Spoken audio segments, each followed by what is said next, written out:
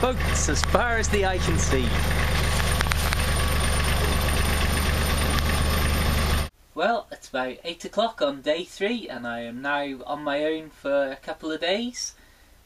So I'm currently at a point where I don't feel confident enough to try going through any locks, so I may make just a few miles progress up to Adderley where there's another 5 locks before the huge Ordlam 15 locks, so that's going to be fun for the next couple of days. Yeah, so this is day 3 and my goodness me, it has been an epic day.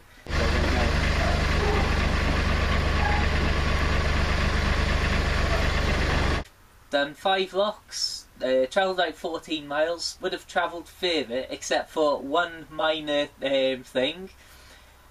There was an awful lot of smoke coming from below the deck in the engine, so I had a bit of a panic and emergency and pulled over to the side.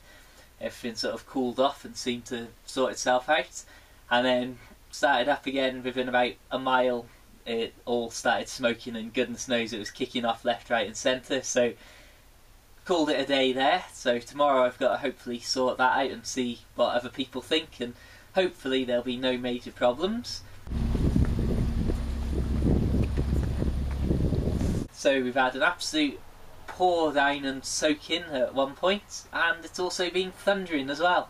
So all in all, it's been a rather eventful, sort of terrifying, foreboding day full of omens. Hopefully everything will be lovely from now on.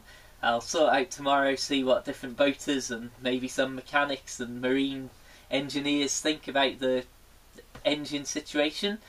But fingers crossed that everything will turn out fine, and hopefully pick up some more shipmates on Saturday and attack some more locks. Get a little bit closer to home.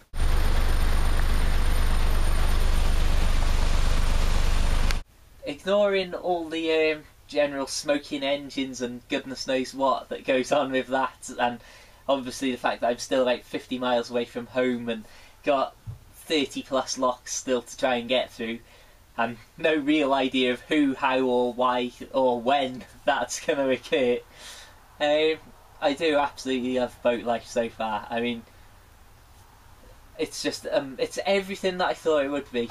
I mean, literally just travelling along at a few miles an hour on the back, seeing herons, moorhens, kingfisher flying around, and I mean some of the sights of nature and that you see, and you get that close to them that there'll be like a kingfisher yesterday perched probably 4 or 5 feet away as we went past, right at eye level, just amazing.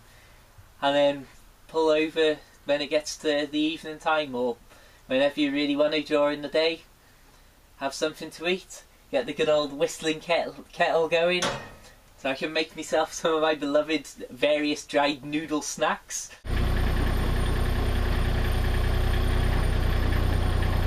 It is just absolutely brilliant, absolutely loving it so far. I am looking forward to getting home so that there isn't all the sort of weight of how much further I've got to get and the sort of bit of a time limit that I'm on to get back ready for work in a week's time, and all these locks that need doing and all that sort of stuff. I mean, once all that's gone, I really just can't wait to be tootling around my local area, doing a few miles a day, maybe more after a couple of days and then another mile, and oh, it's just, everything's just exactly as I hoped it would be so far. And I mean, I'm really looking forward to getting the fire going.